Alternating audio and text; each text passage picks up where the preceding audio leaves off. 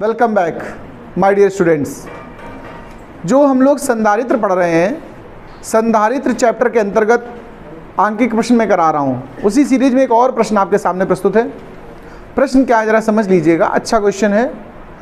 हमसे क्वेश्चन क्या कह रहा है जरा मैं इस पे बात कर लेता हूँ। एक समांतर प्लेट संधारित्र की प्लेटों का व्यास 6 सेंटीमीटर है। ध्यान देना जरा, यहाँ पर एक शब्द आया व्यास। व्यास का मतलब हो गया कि जो दो प्लेटें बनाई गई हैं वो हैं तो एक दूसरे के आमने सामने, लेकिन वो गोलाकार चकती की तरह काट के बनाई गई हैं। ऐसे रखी आमने सामने है भाई, चौकोर रख सकते थे, आयताकार रख सकते थे, गोल काट के भी तो रख सकते हो। दो प्लेटें आमने सामने, यानी ये दो प्लेटें हैं, एक को धन आवेशित किया गया होगा और एक को ऋण आवेशित किया गया है। इनके बीच की दूरी मतलब डी है, कुछ भी है, और क्षेत्रफल मान लो ए निकलेगा।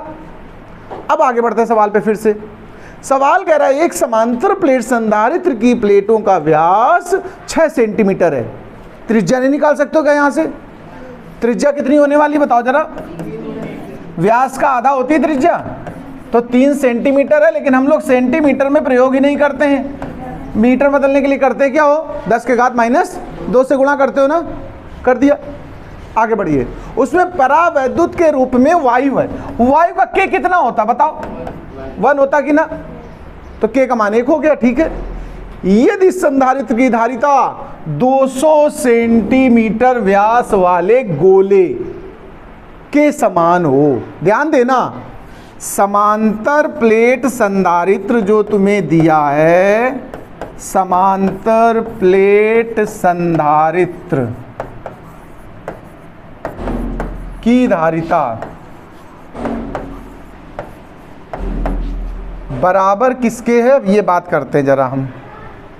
समांतर प्लेट संधारित्र की धारिता सवाल के अनुसार ये कह रहा है बराबर है 200 सेंटीमीटर व्यास वाले गोले के। ठीक है, गोले के बराबर है, यही तो सवाल कह रहा है।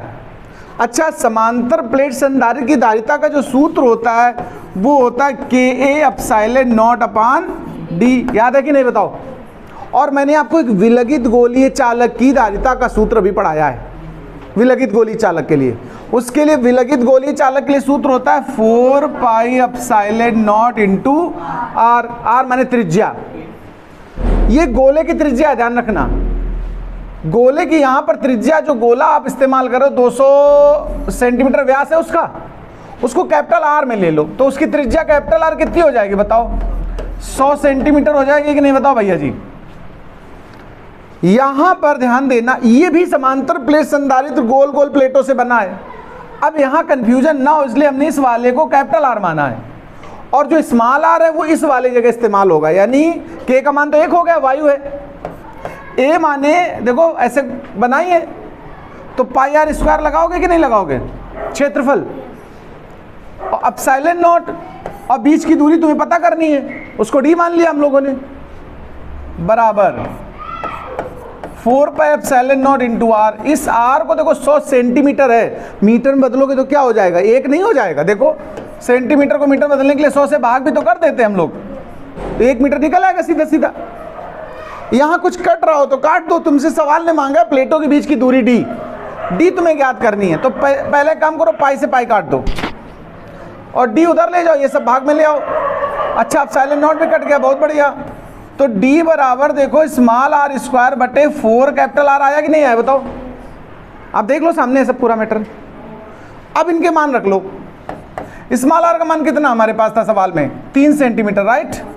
तो 3 गुणा 10 के घात -2 का होल स्क्वायर और 4 इंटू 1, इसका होल स्क्वायर खोल दो, 3 त्रिका 9 और 10 के घात -4 और बटे में 4। ये मीटर में आंसर आ रहा है, बाद में इसको मिलीमीटर सेंटीमीटर बदल लेना आप जिसमें चाहो तो। जैसे 4 से भाग दे दो, 4 दूनी 1 बचा 10 हुआ, तो 4 दूनी 8, 2 बचा 20 हुआ, 4 पंचे 20 और 10 के घात -4, या 1 अंक दशमलव यहाँ बढ़ा दो आके देखो, तो 10 के घात माइनस का कितना बचेगा? 3। -3 घाते हटा दो, मिलीमीटर लिख सकते हो कि नहीं लिख सकते हो बताओ? तो ये आंसर आ जाएगा इस तरीके से 0.225 मिलीमीटर में भी आप लिख सकते हो, ऊपर छोड़ दोगे तो मीटर में आ जाएगा और इस तरह लिख दोगे तो मिलीमीटर में आ जाएगा। नोट करिए इसको।